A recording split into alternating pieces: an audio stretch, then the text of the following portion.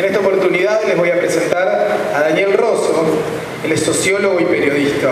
Fue subsecretario de Medios de la Nación y secretario de Comunicación de la Ciudad de Buenos Aires.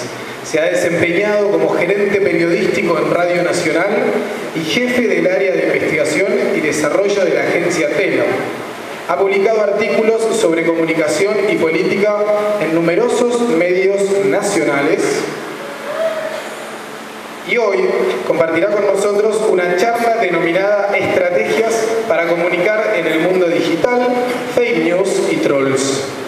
Gracias, Daniel, por acompañarnos, y en esta oportunidad está acompañado también y en representación del Observatorio de Medios, Ciudadanía y Democracia de la UNICEN, el periodista, investigador y profesor Alejandro Hipólito. Bienvenidos.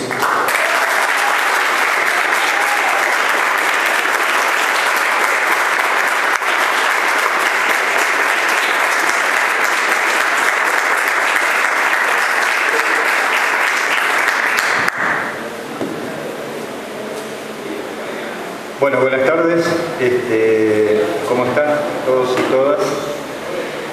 Primero, gracias por la invitación. Siempre es un gusto para mí venir a Olavarría. Debe ser la 7ª o 8ª vez que vengo, así que en cualquier momento hago pedido de ciudadanía. La idea es aquí con el compañero, gracias por estar aquí en esta charla, es definir rápidamente algunos términos que todos conocemos, pero que no necesariamente tenemos precisión acerca de qué son y qué funcionamiento tienen. Es probable que por momentos resulte un poquito redundante lo que les voy a decir, pero necesitamos partir de algunos puntos básicos para poder entender el fenómeno. Primero, los trolls. Ustedes habrán escuchado cientos de veces la palabra troll. ¿Qué es un troll? Un troll es un componente del intercambio comunicacional cuyo objetivo es suprimir desde adentro el intercambio comunicacional. Eso es lo específico de un troll. O sea, está dentro del proceso comunicacional, pero no para alimentarlo, sino para intentar bloquearlo. Por lo tanto, es un protagonista de la comunicación en contra de la comunicación. A ver, para decirlo sencillamente, son como las barras bravas de la conversación digital. Un troll viene, te irrita, intenta que vos le responda y se retira, ¿no? Como una especie de barras bravas que funcionan dentro del intercambio digital. Muchos o algunas de estas barras bravas digitales son creadas en granjas de trolls, ¿no? ¿Qué es una granja de trolls? Bueno, son cuentas diseñadas para ser implantadas en el campo político-cultural contrario, es decir, se pide solicitud de amistad, quedan dentro de tu campo y en algún momento se las activa para que efectivamente operen generando este tipo de disrupción dentro del proceso comunicacional. Por ejemplo, Mariana Moyano, que escribió un libro que se llama Troll, Sociedad Anónima, la industria del odio en Internet, dice que la necesidad principal del troll es destrozar todo intercambio online entre pares y efectivamente llamar la atención. Ustedes habrán escuchado junto al término trolls el término bots, ¿no? Bueno, los bots, a diferencia de los trolls, que son varias cuentas manejadas por personas físicas, los bots son cuentas automatizadas, son un conjunto de cuentas que se activan y que efectivamente van sobre un objetivo y intentan producir este proceso de estrés comunicacional, porque lo que se produce ahí es un proceso de estrés. De pronto vos estás rodeada por un conjunto de voces que te presionan y eso genera efectivamente estrés. Entonces, los espacios digitales contienen esta lógica que estamos planteando, dispositivos técnicos de construcción de ciudadanía artificial, porque pasa algo muy raro con esto. Se calcula, por lo menos algunos de estos estudios que yo estoy citando, se calcula que hay unos 20.000 cuentas bot o troll activadas, que en términos de espacio digital funcionan como ciudadanía, o sea, son 20.000 cuentas que, si uno no está advertido, son personas que están operando y que están discutiendo.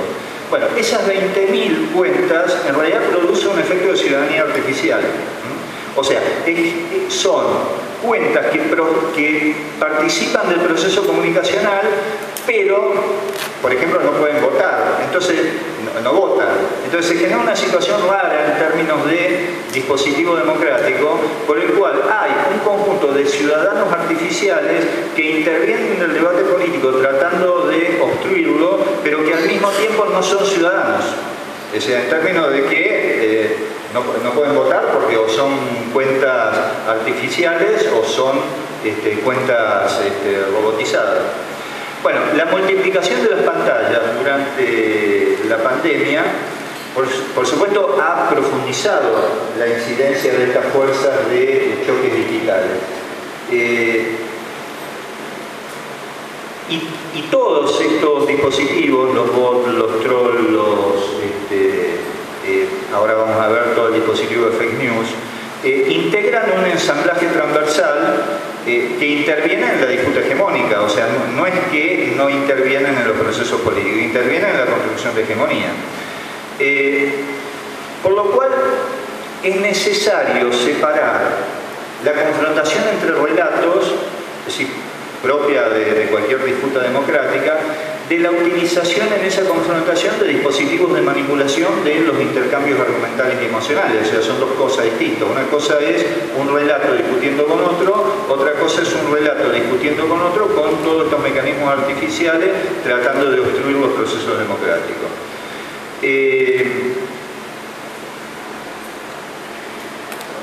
Entonces, los trolls tienen como objetivo quebrar, degradar o hacer replegar a las identidades opositoras a las que toman como enemigas. Por lo cual, si uno de los objetivos de la comunicación digital es la interactividad, es la acción y respuesta, que eso es lo específico de la comunicación digital, la interactividad, es decir, producir cadenas de conversaciones, el troll, por el contrario, interviene para disciplinar a los que conversan y para que dejen de hacerlo, es decir, no amplían la democracia, la reducen. ¿Qué se hace con los trolls? Va, desconocerlos. O sea, no hay nada más absurdo que discutir con un troll o que discutir con un bot. O sea, uno está discutiendo con alguien que en principio no tiene cuerpo. O sea, si la violencia, te hacen escalar la violencia, pero una vez que te hicieron escalar la violencia, estás muy caliente con esa discusión, te das cuenta que al otro lado no hay nadie. Y es lo peor que te puede pasar. Estás discutiendo con alguien que no tiene existencia real en términos de ciudadanía, ¿no?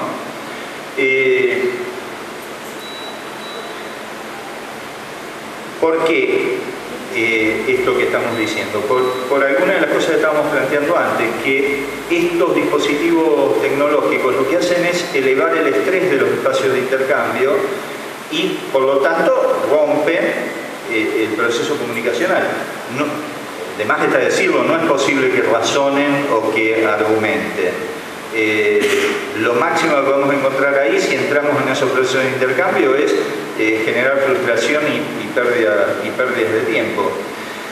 Hay una autora muy conocida en la teoría de la comunicación que se llama Noelle Neumann, que desarrolló una teoría que se llama la espiral del silencio. ¿Qué quiere decir rápidamente eso? Bueno, que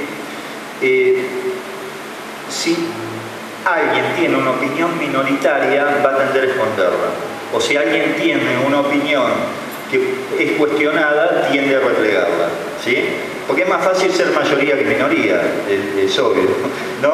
Entonces, una de las cosas que construyen también estos artefactos es la idea de que estamos en minoría.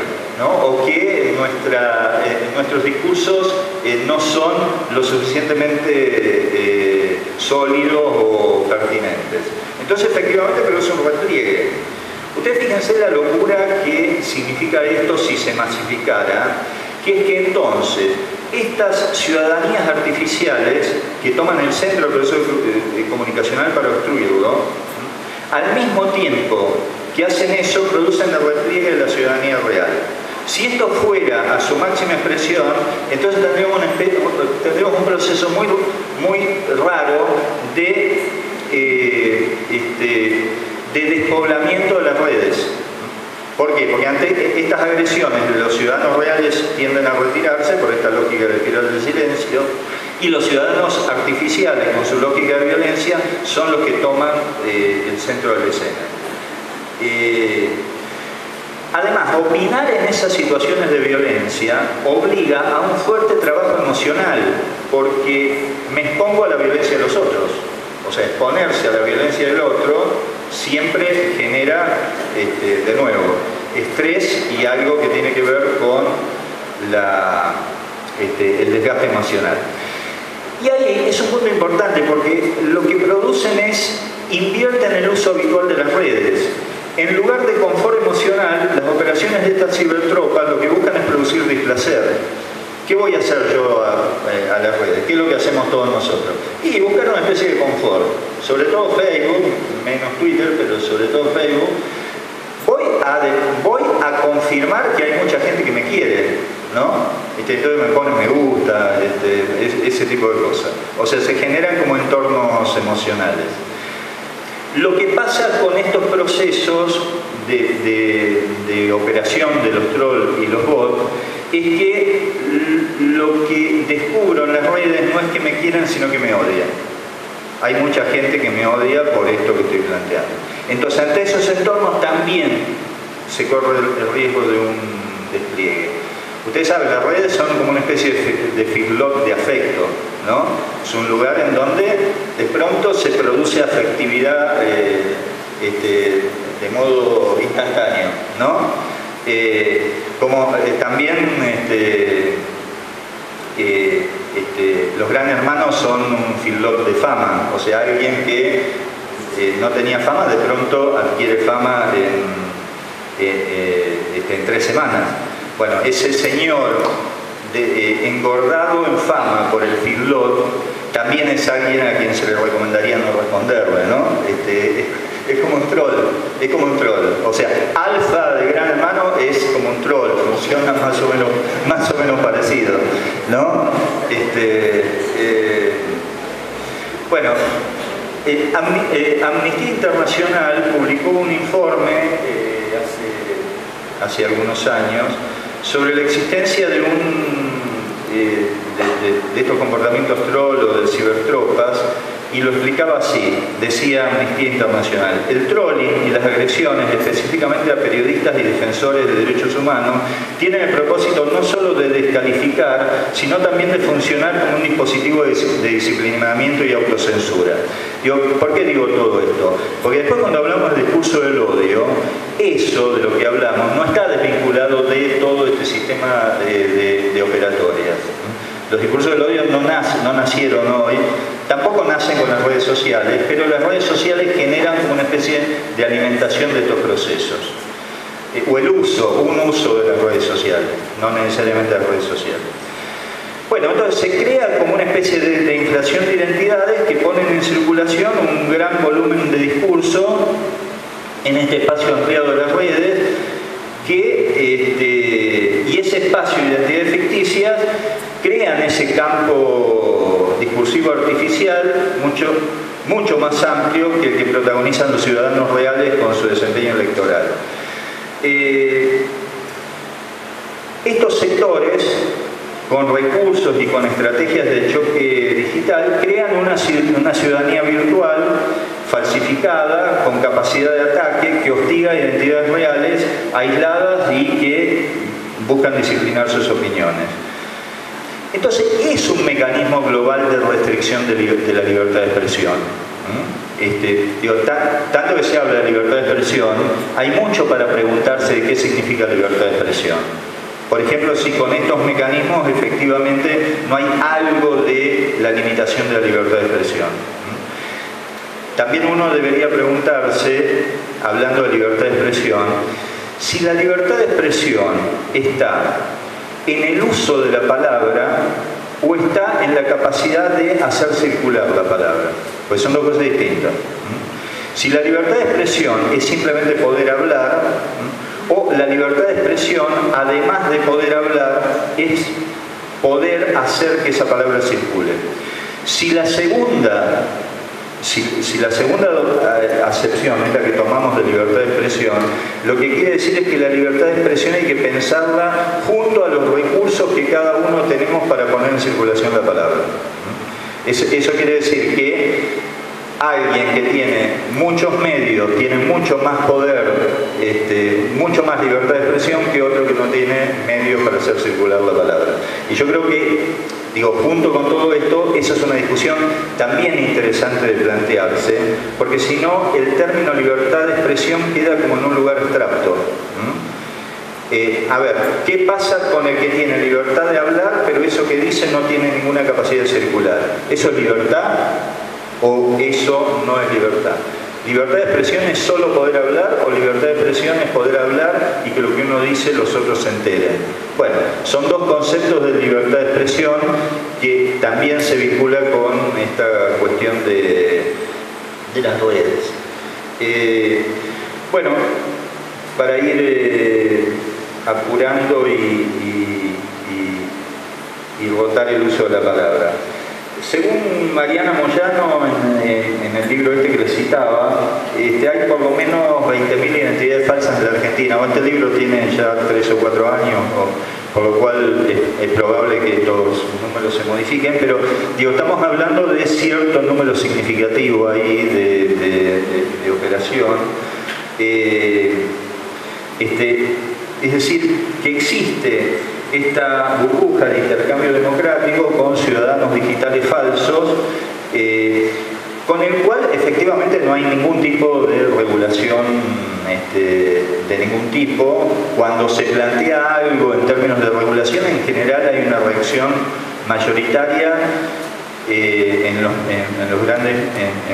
buena parte de los medios, planteando el tema de la libertad de expresión.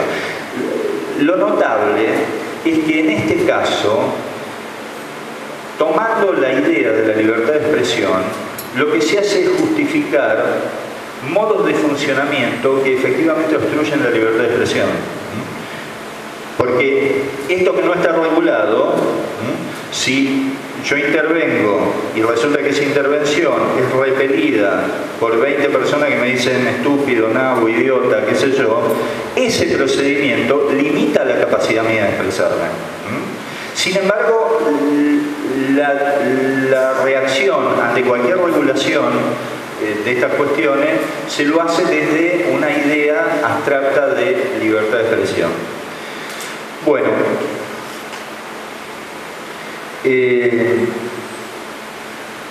por supuesto, hay algunos intentos desde las plataformas de intervenir sobre esto. Por ejemplo, solo en 2018 se bloquearon en Estados Unidos más de 70 millones de cuentas por falsas o sospechosas. Donald Trump, por ejemplo, para tomar un ejemplo rápido, perdió 240.000 cuentas de sus 53 millones de seguidores. Obama perdió 2 millones, casi 2 millones y medio también de cuentas. La CNN alrededor de 1 millón, porque son las reacciones de las grandes plataformas tratando efectivamente de dar una respuesta a estos fenómenos que son siempre insuficientes. Zuckerberg ya pronto va a ir una vez por semana al Parlamento norteamericano porque lo llaman, va, hace una serie de mea culpa y después la cosa más o menos sigue parecida. Bueno, muy rápido, solo introduzco el tema de la fake news y después en todo caso lo retomamos. Bueno, los trolls, una de las cosas que realizan es algo así como poner en escena una expertise en compilaciones gigantescas, ¿no? O sea, la conspiración puede ser que a Nisman lo asesinó un bloque iraní-venezolano que entró volando sobre su departamento y se fue dejando la puerta cerrada, ¿no? O cualquier versión de ese tipo. ¿Por qué? Porque en el desarrollo de ese relato no está en juego la argumentación. Por lo cual, son fake news. ¿Y qué son las noticias falsas? Básicamente son relatos cuya lógica interna no depende de ninguna de los dos criterios de construcción de relatos de la modernidad, que uno es coherencia interna y la otra es adecuación al hecho que se narra. Una es adecuación externa, o sea, eso que yo estoy diciendo tiene que adecuarse al hecho que estoy describiendo, que estoy explicando, y dos, tiene que tener coherencia interna. Bueno, con las fake news eso tranquilamente puede desaparecer, porque lo que rige es una especie de epistemología automática, es decir, no es la argumentación, ni necesariamente las pruebas, ni las deducciones lógicas lo que produce verdad. No es ningún elemento externo ni interno. ¿Por qué? Porque estas denuncias son verdaderas porque el enunciado asegura que lo son. O sea, es como pura interioridad. Es como, a ver, la fuerza epistemológica de la tautología. Son verdad porque son verdad. Dios existe porque Dios existe. Por eso es tan difícil la discusión, porque son dispositivos cerrados. Un ejemplo, por ejemplo, rápido. La denuncia, la famosa denuncia de que el kirchnerismo se robó un PBI, ¿no? Es una cosa que circula. Bueno, un PBI, estoy tomando la cita de otro libro que da un dato de 2016, que no debe haber cambiado mucho. Un PBI en 2016 eran alrededor de 546.000 millones de dólares. La autora de este libro lo que se preguntó es, en billetes de 100 dólares, ¿cuánto espacio ocupaba ese PBI? Y llegó a la conclusión de que ocuparía, en billetes de 100 dólares, entre la mitad y 3/4 partes del edificio del Congreso, ¿no? En extensión y en altura. Más o menos la mitad o 3/4 partes de una manzana, ¿no? Es muy evidente que cuando acusan al kirchnerismo de haberse robado un PBI, hay un fuerte desplazamiento entre la producción de verdad y la producción de un efecto comunicacional sin ningún tipo de referencia empírica, porque ¿cómo se hace a circular un PBI? Además por circuitos negros, es insostenible eso, o sea, desde el punto de vista empírico es insostenible. Sin embargo, tiene capacidad de circulación. ¿Y por qué tiene capacidad de circulación? Porque estamos hablando de otro estatus de ese relato. Tiene otra característica, interna y externa. Entonces, ¿qué es eso? ¿Qué es lo que le da capacidad de circulación? Bueno, varias cosas. Yo voy a decir 2 o 3 muy rápido, para así ahora terminar. Uno de los elementos internos que le dan capacidad de circulación a esa fake news son las ganas que sea verdad. Por lo menos para una parte de la población. Es decir, el deseo de que sea verdad transforma un argumento en verdadero. Yo quiero tanto que sea verdad que decido que sea verdad. Es una lógica. Entonces vos decís, ¿pero cómo? Pero no se adecua a lo que estás describiendo, ¿no? Pero es otra lógica. No me importa que sea contrastable, que no lo sea, que tenga coherencia interna, que no lo tenga. Si yo tengo mucho deseo que sea verdad, va a ser verdad. O por lo menos yo lo voy a tratar como verdadero.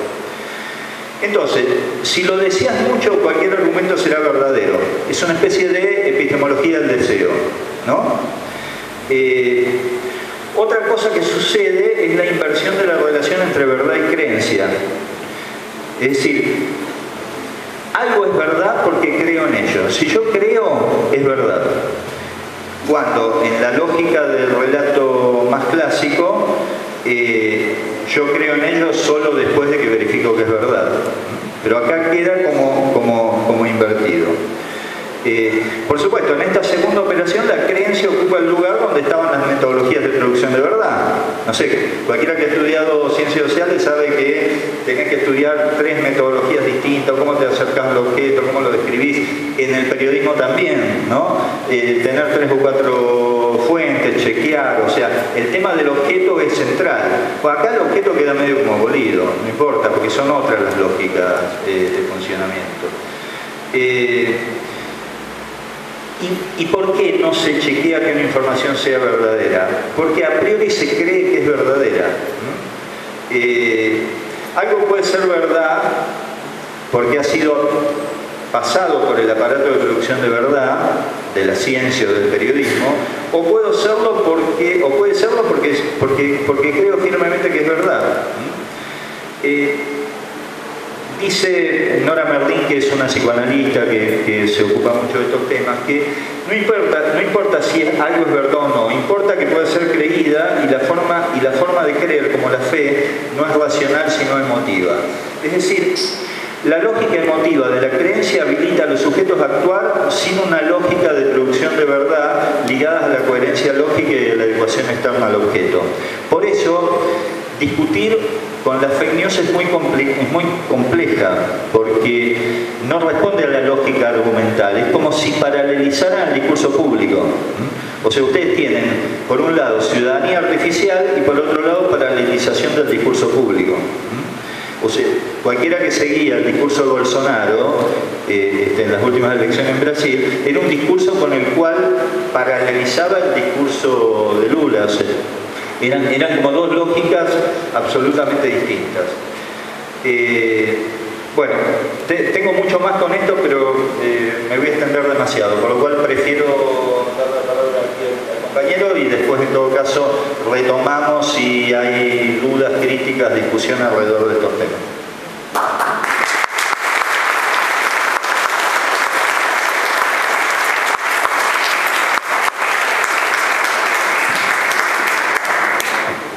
Bueno, muy buenas tardes. Yo tengo el mismo papel, así que cualquier cosa continúo. Lo primero que tendríamos que hacer es, que me parece lógico, es denunciar una desinteligencia de la organización. Yo lo que había pedido era una silla cercana a Daniel Rosso para no perderme su análisis, te dieron esta. Y ahora no me queda más remedio que decir algo. Y encima algo que más o menos vaya en sintonía. Así que bueno, me anoté 2 o 3 ideas, no porque sean las fundamentales, sino porque son las únicas que tengo, pero tampoco son demasiado brillantes, pero apuntan a retomar algunos conceptos de Daniel, que, no sé, como una esperanza a futuro, no toda esperanza. Yo quisiera que se multiplicara la lucidez de pensamiento en este sentido, porque estaría muy bueno que el común de la gente empiece a tomar estos conceptos como propios y los empiece a analizar y empiece a interpretar cómo es que se maneja la información. Todos estamos atravesados y estamos hechos de conceptos, preconceptos, prejuicios, cuestiones que no muy frecuentemente son producciones propias, sino que son impostaciones, ideas que han germinado, pero que no han sido de nuestra propia producción, y sin embargo andamos por ahí sosteniéndolas como una elaboración propia. Y yo creo que está muy bueno el consejo descartiano de poner en duda nuestras propias ideas, hacer introspección de eso, revisarnos qué es aquello que creemos, qué es aquello que suponemos que sabemos, y vamos a encontrar que hay muchas cosas que por ahí las sabemos mal. Pero reconocerse equivocado no es una materia frecuente en el ser humano. Sería muy bueno que eso sucediera, porque daría lugar y espacio al conocimiento real y no estaríamos inmersos en una realidad alternativa. Y esta realidad alternativa es profundamente construida por los medios de comunicación. Yo, retomando algunas ideas muy interesantes, por supuesto que Daniel fue dejando así como en el aire flotando, me gustaría centrarme en la cuestión de los hechos, en la cuestión de la verdad, qué espacio ocupa la verdad en las discusiones. Y ahí ya tendríamos que retomar quizás alguna idea de la época de los sofistas, incluso de Platón, no para convertir esto en una cuestión más interesante, sino porque viene de esa época. Los sofistas solo les interesaba llevarse la razón, no tener la verdad. Y Platón discutía justamente eso. Lo escandalizaba la idea de que con tal de llevarse la razón, la verdad quedara por fuera de cualquier discusión. Los acusaba de estrategas de la mentira, si se quiere. Y hay que tener en cuenta que esta cuestión de la retórica ingresa primariamente en el terreno de la justicia, donde, si la verdad fuera lo principal, no habría inocentes presos ni habría culpables sueltos. Y sin embargo, eso no es frecuente. Entonces, Schopenhauer también lo retoma después en un compendio de 38 estratagemas para llevarse la razón, para tener siempre la razón. Yo entiendo que más de una pareja la quisiera tener a mano. En su vida cotidiana, tener en el bolsillo este compendio vendría muy bien, hasta que sea descubierto, ¿no? Pero bueno, duraría un tiempo. Pero este ensayo para llevarse la razón es justamente eso, no tener la verdad, sino ganar una discusión. Tener los elementos necesarios a través de 38 estrategias que desarman el discurso del otro, que van desde lo más elegante hasta el último de los recursos, que es el insulto. Pero todos ellos nosotros los podemos ver en los medios de comunicación, en los supuestos debates que hay hoy en los medios, que no son tal cosa, sino arenas de disputa, de griteríos, de pasaje de cuentas, de inventos, donde gana el que grita más, no el que dice las mejores cosas o las cosas más interesantes.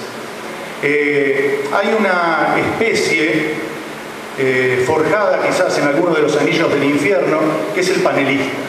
¿No? El panelista es un sujeto que no se sabe bien de dónde cayó, generalmente surgen de los reality shows y prontamente pasan de estar 20 días encerrados a ser analistas políticos. Y se arma un abanico de personas que hablan con la cara de nada, con el mismo maquillaje de balística, de justicia, de espectáculo. Cubren todo, vamos a un corte y vuelven y siguen hablando de otra cosa y no se les cae la cara y cobran muy bien. Más de uno quisiera tener ese trabajo. Decir la verdad y trabajar bien a veces es más económico para los medios. Pero bueno, la especie del panelismo viene de alguna raíz de la espectacularización de la noticia, llevar la noticia al terreno del entretenimiento. O sea, uno ve Bailando por un sueño y después ve un programa periodístico y lo mide con la misma vara y espera lo mismo, espera el mismo escándalo, la misma quién hizo llorar a quién le metió un piquete del ojo al otro. Y eso me parece que arroja la discusión política al terreno del vacío. Y ahí es donde se hace fértil la información de mala calidad. Generalmente hay fenómenos sociales que son tomados por la academia, son analizados, devueltos al Estado público, y que hace el público confundirlos como corresponde. Entonces empiezan a manejar los términos metiendo casi todo en la misma bolsa. No todo es una fake news, cuando no todo es una fake news. Toda fake news es una noticia falsa, pero no toda noticia falsa es una fake news. Hay periodismo de deseos, hay periodismos que podríamos llamar que ejercen una especie de trash news, o sea, información basura, que es información que es aleatoria y circundante en la información central, pero que sirve para sostener, como decía Daniel, cuestiones que no tienen ningún asidero en la realidad. Y los medios saben algo, saben varias cosas, pero saben que el sujeto de la convergencia digital, el sujeto de la modernidad, es un sujeto que ha resignado dos dimensiones fundamentales, que es el tiempo y el espacio. No estamos prácticamente en ningún lugar, eso ya lo sabemos. Entonces necesitamos que nos cuenten el mundo de alguna forma. Y entonces aparecen interlocutores supuestamente válidos que nos van a decir qué es lo que sucede más allá de los confines de nuestro cuerpo, de nuestra existencia material. No podemos saber ni siquiera qué está pasando del otro lado de la puerta, si no es que alguien entra y nos lo cuenta. Y vamos a creerle si tenemos ganas, si ponemos en esa persona el lugar de la verdad. Y eso es lo que hace el sujeto, frecuentemente el público, que es poner en el medio de comunicación el lugar de la verdad. Es ese ideal del yo que también habla Nora Merlin, que es un yo tecnológico, pero en el que depositamos nuestra confianza para que nos cuenten el mundo. Ahora bien, en esta confusión pública se le llama desinformación muy frecuentemente a la mala información. Y no es lo mismo. A mí me interesa no sé si sirve para algo, pero me interesa discernir que la desinformación es la ausencia de información. Y si somos hábiles y nos consideramos inteligentes y tenemos alguna ficha puesta en la humanidad, la desinformación nos va a llevar a buscar información. La desinformación opera en el vacío. O sea, donde no hay nada dicho sobre un tema, buscamos a alguien que nos cuente el mundo. Ahora, la mala información es mucho peor, porque la mala información generalmente es producto de una intencionalidad de confundir. Y andamos por el mundo, entonces, sosteniendo informaciones falsas como si fueran verdaderas y protagonizando algo que en algún momento daría vergüenza, que hoy es producto casi de orgullo, que es la ignorancia. Hay un factor que podemos denominar ignorancia erudita, que son aquellas personas que sostienen cualquier burrada con cara de mirá qué interesante lo que descubrí en YouTube. Te maté con esto. Y la verdad que está diciendo una gansada olímpica, pero lo que pasa es que lo han convencido y es una persona permeable a esas cuestiones. Y entonces, lo comentábamos el otro día en una charla, algo que a mí me quedó grabado a fuego, quisiera olvidarme y no puedo, que es que en tiempos de pandemia, que fue un gran laboratorio de comunicación y un gran experimento mundial de cómo prosperaban estas falsas noticias y estas, digamos, especies comunicacionales venidas de ningún lugar, pero con una fuerza arremetedora, salió alguien con cara de inteligente, hacía fuerza para que le creyeran, diciendo: yo el otro día encontré que el presidente de Tanzania hacía hisopados en papayas que daban todos positivos. Lo maté. Así la misma cara tenían en papayas. El hisopado en papayas es algo muy poco frecuente en el ámbito, digamos, científico, porque la papaya es una fruta. Y tampoco sabe nadie quién es el presidente de Tanzania. O sea, ¿qué ganas tenía esa persona, como vos decías, de que eso fuera cierto? Él lo que quería creer, que el virus no existe. ¿De dónde me agarro? Voy a la ciencia y me dice que sí. Voy a otro lugar de experimento y me dice que sí. Pero yo quiero creer que no. Salió el YouTube del presidente de Tanzania, le vino justo y lo dijo con toda la cara a nivel nacional en una plaza pública. Y se quedó así como diciendo: tomen esto que les digo porque ya me van a dar la razón. Gracias a Dios, no me acuerdo ni el nombre de esa persona, debe estar en algún neuropsiquiátrico, pero así van saliendo uno tras otro, sosteniendo cosas totalmente. Esto puede ser anecdótico, pero hay quienes también llevan esto al terreno temerario y perjudican la salud de los demás. Si alguien se toma a risa el virus y convence a una sustancial cantidad de gente de que no existe y que pueden salir a correr, a estornudarse en la cara, que no pasa nada, estamos en un problema. Si no hay un espíritu crítico del otro lado que diga: no, voy a chequear esto antes de repetirlo, por más que mi tía Adelita me lo haya pasado por WhatsApp, yo no creo que sea cierto, hace muy ricas las milanesas, pero esto me parece que le está errando. Y no hay ese filtro crítico frente a todo lo que nos va llegando. ¿Por qué? Porque lo decíamos hace un rato, el sujeto de la modernidad, el sujeto de la convergencia ha eliminado las dimensiones del tiempo y del espacio. No tenemos tiempo de chequear. Algunos dicen: bueno, ¿por qué no miran de dónde vienen? No tengo tiempo porque me pierdo en Instagram y me pierdo TikTok y hay mucha información disponible y yo tengo ganas de ir a todos lados. Entonces esa ilusión de ubicuidad que nos dan las redes hacen que estemos desesperados por actuar, por responder. Tengo que poner me gusta y tengo que, eso que te ponen urgente, que se haga viral. Bueno, lo hago viral, pero no estoy midiendo la magnitud de eso que estoy haciendo viral. No soy responsable de lo que estoy haciendo. Sería esperable que los públicos ganaran en cierta experiencia, cierta desconfianza, saludable desconfianza, a la hora de retransmitir con tanta liviandad cualquier especie comunicacional. Porque la verdad, según dice el filósofo surcoreano Byung-Chul Han, no lo voy a decir en coreano para no confundir, pero es como que ha perdido la batalla frente a las informaciones falsas. Y es muy triste pensar eso. Hay que tener en cuenta que él es filósofo, está obligado al pesimismo. Nosotros desde la comunicación pensamos que hay salida todavía. Una de ellas es la información, una de ellas es esto, generar estos espacios de discusión y de intercambio. para no creer que la verdad no tiene espacio ya en estos momentos de tanta urgencia. Pero me parece que es importante considerar de qué estamos hechos, qué cosas nos suceden cuando nos enfrentamos a nuestras prácticas comunicacionales, a nuestros consumos habituales y cómo nos hacen creer que es noticia aquello que no es simplemente porque está bien presentado. Yo tengo para mí una especie de teoría de cabotaje sin demasiado desarrollo, que es que las páginas de los diarios son aleatorias, pero la tapa del diario es una especie comunicacional en sí misma. La tapa del diario es un afiche de información que nos da la ilusión de estar informados aún sin tener la profundidad de la cobertura de la noticia.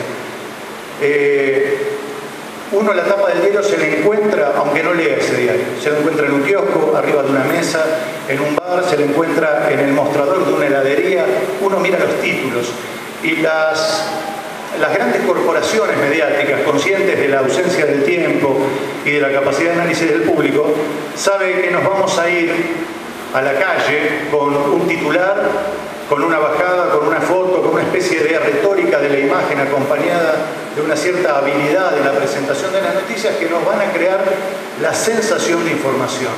Pero no vamos a estar informados, no vamos a profundizar, nos quedamos con los títulos y con pseudo noticias que acompañan la supuesta noticia central.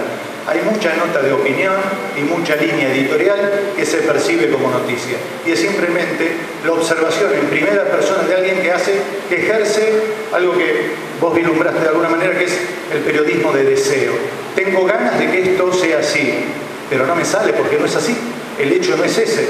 Entonces, voy a dejar de lado algunos acontecimientos de ese hecho, voy a maquillar otros y voy a darle fuerza a la anécdota de eso. Y voy a construir una noticia que parezca real y que con la anuencia de mi público, que ya de alguna manera es cautivo, voy a hacer circular información que no tiene ningún asidero comprobable en la realidad. Esto deriva necesariamente en una escalada que puede ser anecdótica en principio, pero que después nos vamos acostumbrando, así como nos acostumbramos a que el debate político sea una pelea, una riña de gatos. Nos vamos acostumbrando a que el discurso del odio es la norma y no la excepción en el discurso periodístico. Y por eso quiero diferenciar lo que es noticia de lo que es información. Porque no es lo mismo la noticia que tiene su génesis, su desarrollo y su difusión a través de medios periodísticos y por la mano de un periodista que tiene responsabilidad social a un WhatsApp que me llega de algún lado por un grupo de esos que quisiera salir y me he olvidado de borrarme. Pero bueno, está ahí. Pero es información, todo es información. Ahora la noticia es otra cosa. ¿Por qué hace falta esta diferenciación? Porque hace falta focalizar en la responsabilidad que tiene un periodista. Un periodista tiene, digamos, la posibilidad frente a un micrófono y una cámara de contar los hechos y tiene que poner en el centro de la discusión la verdad, porque si la verdad no le importa a la justicia, la verdad no le importa al periodismo, tiene razón Byung-Chul Han, la verdad no tiene lugar en el mundo y todo es una realidad alternativa. Tenemos que volver, y por eso desde el Observatorio de Medios de la Universidad y la formación en la carrera de periodismo ponemos el centro en la recuperación de la ética en el ejercicio periodístico. No es una anécdota, no es algo casual, no puede quedar de lado o ser una posibilidad. Es urgente porque se está rompiendo el entramado social. Estamos a casi 40 años de la democracia y hay alguienes, muchos, interesados por ciertas cuestiones inconfesables, a romper el entramado social, y eso se hace en virtud de la creación de lo que se conoce como pánico moral. Necesitamos un enemigo, todos necesitamos un enemigo. El enemigo no es una posibilidad, tiene que ser una realidad. ¿Por qué? Porque todos necesitamos que alguien sea peor que nosotros, y los medios lo que hacen es señalar a ese enemigo y crear en algún individuo o en algún conjunto social el enemigo que debe ser exterminado. Y no podemos aceptar que a través de un discurso beligerante de los medios, directamente el insulto, que era impensado décadas atrás, ver a un periodista insultando abiertamente, diciendo barbaridades inconsistentes, no presentando un solo dato en una hora de de programa, crear un humor social que fomente que alguien, un delirante por ahí, tome ese guante y dispare un arma frente a una persona o a cualquiera. No importa puntualmente ahora hacer centro en el hecho, sino en ese casting que hicieron los medios para que alguno diga: yo voy a tomar esa posta y voy a llevar adelante esto que los medios me están invitando a hacer para convertirme en un héroe, para ser visible en un grupo social que de otra manera me expulsaría de cualquier grupo. Así de confundidos estamos, así de confundidos nos quieren, así de confundidos nos necesitan. Y no solo nos necesitan tristes y confundidos, nos necesitan enojados. Y porque el enojo no es buen consejero a la hora de razonar. Nadie puede llevar a buen puerto una idea si está enojado. Y cuando más enojados e individualistas seamos, menos podemos construir con los otros. Ninguna revolución es posible en soledad. Hacer circular información por ahí no es tener una comunidad. No hay nada menos social que una red social. Esto es un hecho social. Esto de vernos las caras, intercambiar ideas, poder disfrutar de las nociones que nos puede acercar una persona que hace mucho tiempo que está en la trayectoria de la comunicación, de la sociología, del periodismo, como Daniel Rosso. Yo celebro que haya espacios políticos que consideren que este es un tema necesario para ser debatido. No nos podemos acostumbrar. El llamado, cuando uno dice cuál es el antídoto contra esto, no acostumbrarnos. Poner un filtro a todo esto que nos está llegando como una catarata de información, en donde la noticia y la verdad se cuenta con los dedos de una mano. No es frecuente la información de calidad. Y quienes deberían tener una visión clara de la importancia de la verdad, que son los periodistas, en virtud de abultadas cuentas bancarias, están dejando de lado ese interés y defendiendo cuestiones, digamos, más corporativas y privadas que públicas. A la idea, como para cerrar, de la libertad de expresión, que es una bandera que surge frecuentemente cuando algún periodista es puesto en tela de juicio por algún organismo que dice: mire, me parece que usted está promoviendo el odio, y enseguida sale FOPEA y sale ADEPA corporativamente a solidarizarse no con el público sino con ese periodista. La primera bandera que se levanta es la de la libertad de expresión. Se está avasallando la libertad de expresión. Si un periodista hoy no asocia la idea de libertad de expresión a la de responsabilidad de expresión, esa bandera se cae automáticamente, no tiene sentido. Los periodistas tienen una obligación moral, pública, ética, de decir la verdad. Si eso queda de lado, entonces sos un operador político, un operador de medios, no sos un periodista. Con públicos más enterados, con un cúmulo social menos permeable a estas acciones, el tejido social se puede volver a reconstruir y podemos pensar en 40 años más de democracia, pero saludable, en un clima donde no valga todo y la verdad tenga algún sitio central en toda discusión. Muchas gracias.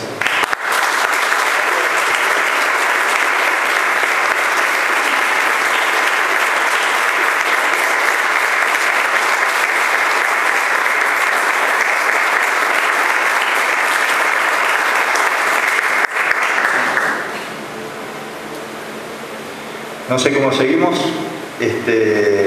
Si alguien quiere preguntar, agregar, cuestionar, ¿por qué no? Por supuesto, todos los discursos del odio, lo que empiezan a poner en discusión es la misma idea de democracia. Porque la democracia en la Argentina se refundó en el año 83 con un planteo básico, que es: violencia y democracia no pueden estar superpuestos. La violencia quedan atrás, los 30.000 desaparecidos quedan atrás, para adelante democracia, entendido como sin violencia. Lo que está sucediendo en los últimos tiempos es que se vuelve a superponer violencia con democracia. Entonces, yo diría que estamos ante el desafío de tomar de nuevo el concepto de democracia y tratar de refundarlo y de profundizarlo. En esa lógica, todos y todas somos responsables de esa refundación democrática. Y para eso, me parece que es fundamental una frase de un viejo pedagogo, se llamó Paulo Freire, que decía que no hay pregunta tonta ni respuesta definitiva. no hay pregunta tonta ni respuesta definitiva. No hay nadie que tenga el saber que pueda generar el efecto de inhibición. Porque si alguien tiene el poder, genera el efecto de inhibición, algo estamos haciendo mal. Por lo cual, digo, para tener presente eso, siempre, no hay respuesta definitiva. Ninguna de las cosas que podemos decir nosotros son definitivas. Eso deja abierto el campo de la democracia. Pero quiero plantear otra cosa muy rápido. Hay otro libro que yo les recomiendo, se llama Fake News, Troll y otros encantos, cómo funcionan las redes sociales, de Ernesto Calvo, un politólogo que está en Estados Unidos, y Natalia Ruete, que se refieren largamente al concepto de encuadre. ¿Qué es? El encuadre es la operación por la cual los hechos son interpretados y son incorporados en un relato que confronta políticamente con otros relatos. A nosotros nos han inundado los grandes medios de comunicación haciendo un marketing negativo de la palabra relato. No hay política sin relato. Tampoco hay política con un único relato. Hay distintos relatos que confrontan, que discuten entre sí. Voy a dar un ejemplo.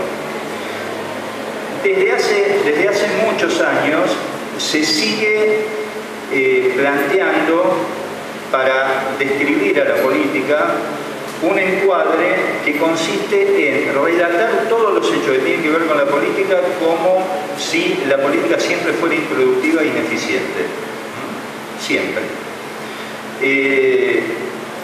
Entonces, si está ese encuadre por el cual la política siempre es improductiva e ineficiente, es bastante fácil llegar a la conclusión de que hay que eliminar la política.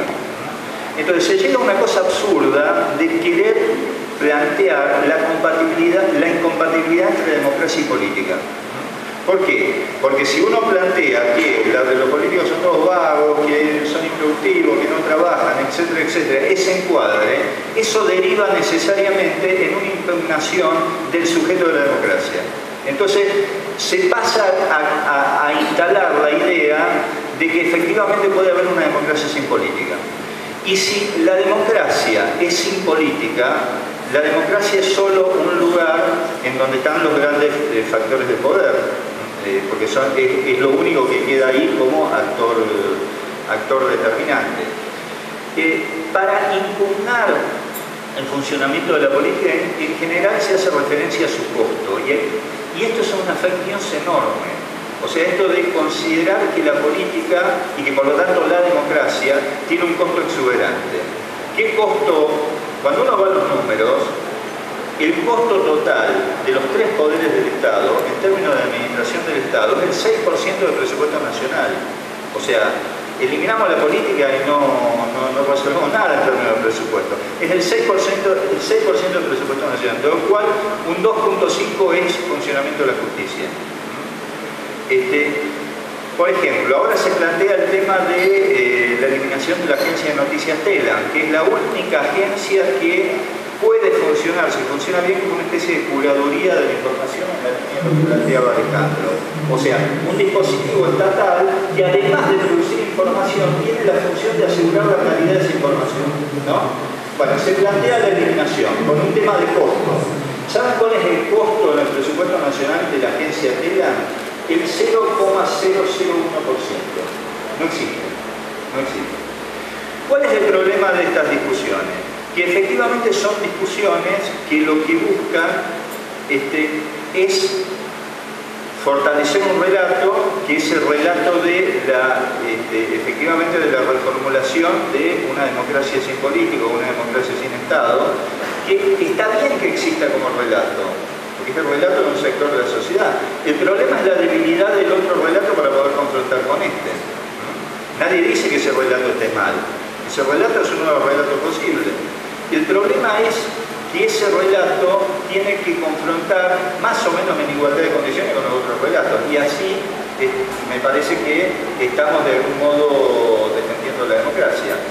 ¿Qué es lo que decimos cuando planteamos el tema de los discursos del odio?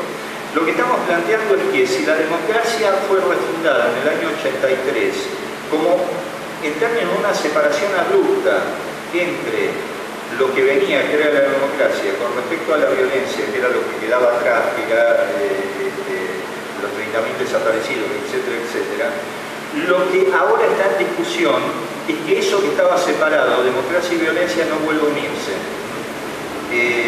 Es mantener la discusión abierta acerca de que la democracia tiene que seguir siendo algo absolutamente separado de la violencia. Y para eso hay que pensar políticas públicas para ver qué se hace con los trolls, qué se hace con los discursos del odio, qué se hace con las fake news, qué se hace con todo este dispositivo de debilitamiento de la democracia desde el interior de la democracia. Y eso no tiene que ser una propuesta de un sector de la política, tiene que ser una propuesta de todos los sectores democráticos. No es un planteo partidario, no es un problema político específicamente, es un problema de los que queremos defender la democracia porque queremos profundizarla y para eso necesitamos mejores instrumentos de comunicación y entre quienes están dentro de la democracia porque les conviene estar pero no creen en sus fundamentos. Muchas gracias.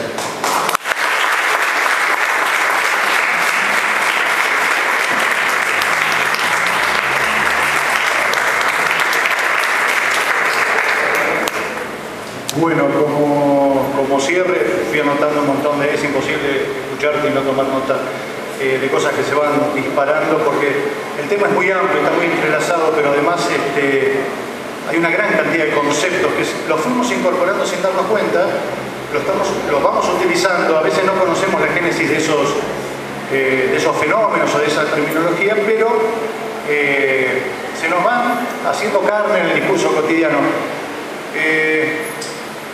Hay un concepto que tiene que ver con esto del discurso del odio y es un fenómeno bastante particular y es cómo las minorías económicas se convierten en mayorías políticas.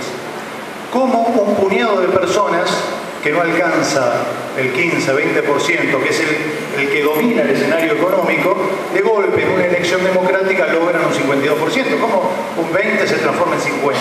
Hay gente que está de prestado en ese núcleo. Es como una teoría de los conjuntos matemáticos. Es como que los necesitan por un rato para hacer número político y después cuando llegan a posicionarse en el gobierno, no en el poder, porque el poder ya lo tenían, excluyen justamente y operan en contra de esas personas que favorecieron el ascenso político de ese sector. Esto se da en el mundo. Es un fenómeno casi mágico donde un puñado, una élite se convierte en mayoría, aunque sea por un momento, para acceder a un territorio donde en otros momentos accedían a través de los golpes de Estado.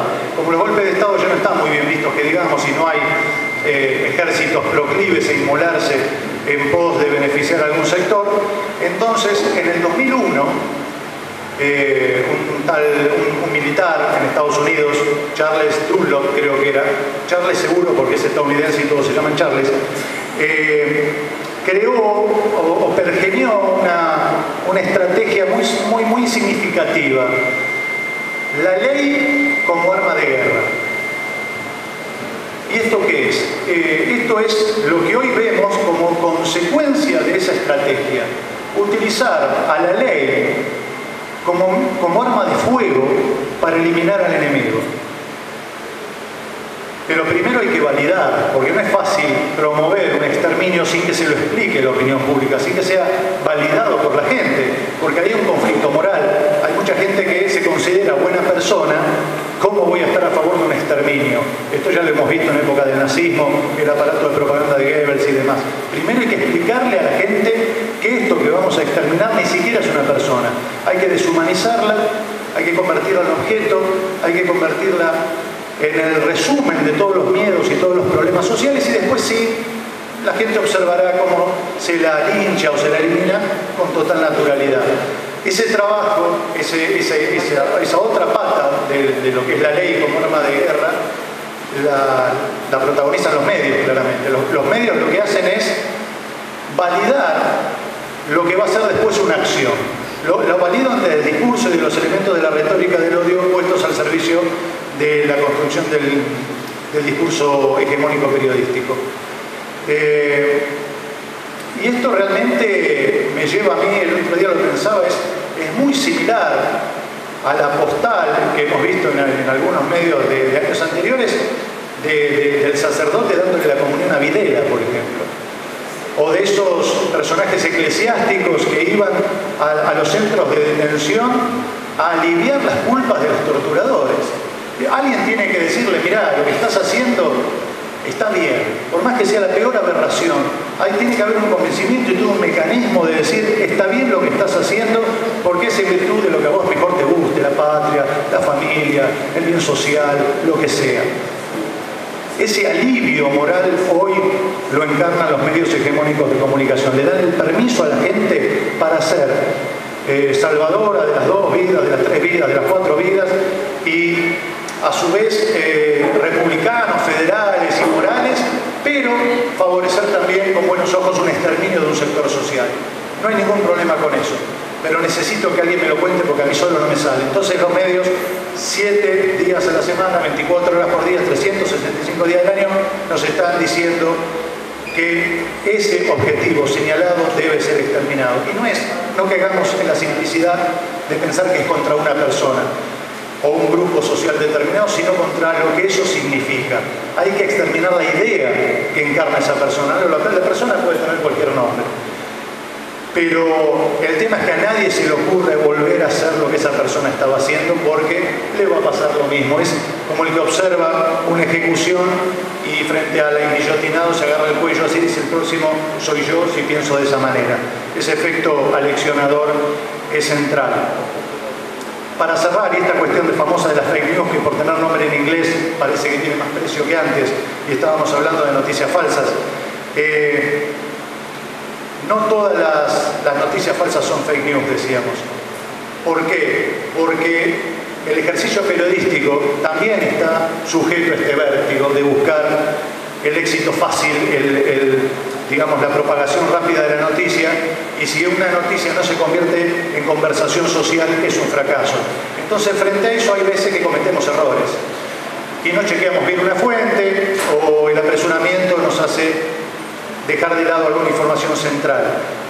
Ustedes recordarán, quizás la han visto a esta periodista de Canal 26, creo que era, que salió en plena pandemia a decir William Shakespeare ha muerto. Hasta ahí está bien. Murió a los 81 años de coronavirus. Hasta ahí el hecho era absolutamente cierto. William Shakespeare había muerto por COVID a los 81 años. Pero ella redobló la apuesta y dijo, para mí uno de los más grandes dramaturgos de la lengua inglesa, y ahí se fue a la banquina. Claro, William Shakespeare, homónimo del dramaturgo, había muerto, otro William Shakespeare. Tenía 81 años y murió por el virus. Esa noticia no es intencionalmente falsa, se le puede adjudicar a la brutalidad, al apresuramiento, a la ignorancia, a la necesidad, al desenchufe de la cucaracha que le estaban diciendo parada de decir esa cosa. Y obviamente se ganó toda una andanada de críticas, como si fuera la única que ha dicho una burrada en televisión. Pero esa no es una fake news, esa es una noticia falsa por apresuramiento. Pero no está la intención de engañar. Cuando un periodista, una corporación mediática, un operador mediático tiene la intencionalidad y miente a propósito para confundirnos, ahí estamos en presencia de una fake news y eso es mucho más condenable, por supuesto. Gran Hermano es mentira, señores. Gran Hermano es mentira. Lamento, tiene 20 puntos de rating, nadie dice yo lo veo, se esconden, andan por ahí. Porque si el que es espiado sabe que lo están filmando y actúa para esa cámara, no tiene ningún valor, ahí no hay ningún tipo de espontaneidad. Están avisados que los están filmando. El tema es cuando a nosotros, mediante estos adminículos, nos vigilan, nos compramos el panóptico de Foucault cada vez más caro, donde damos todas las huellas digitales de nuestra existencia, donde nos sacamos fotos, dónde nos fuimos de vacaciones, qué estamos comiendo, qué zapatillas nos compramos, con quién estamos en este momento, cuánto tiempo nos vamos a estar en casa, la ubicación, Google Maps, ya no sabemos más qué decirle porque sentimos que nuestra vida es noticia. Estamos tomando mate y bizcochitos en la terraza. Clic, Instagram. ¿A quién le importa? Bueno, somos noticias. Esa ilusión de que nuestra vida es importante y es mediática está muy bien vendida. Está muy bien vendida. Esto nos hace creer, nos da la ilusión de la ubicuidad, de estar en todas partes, de estar informados. Y por eso hay un éxito descomunal de estos discursos de odio, porque nos saben permeables, nos saben urgentes, nos saben con las guardias bajas y nos saben apresurados. Entonces está todo dado para que esto se propague. El llamamiento es el mismo de hace un rato, no podría haber cambiado en tan poco tiempo. Tengamos esto como agenda de discusión pública, esto tiene que ser tema de debate. Lo que la academia sabe tiene que salir de los circuitos académicos, no alcanza con que conversemos entre nosotros, hay que salir a la gente a contarle lo que pasa y después, en el último de los casos, que sigan operando por lo menos con la constancia de saber, por lo menos estar advertidos de qué es lo que sucede, que cada uno elija después, pero que nadie diga, mira, no me enteré, no sabía que me estaban manipulando. Si alguna de estas reuniones sirven para eso, bueno, ha valido mucho más la pena de lo que podríamos pensar. Muchísimas gracias a todos los que están acá.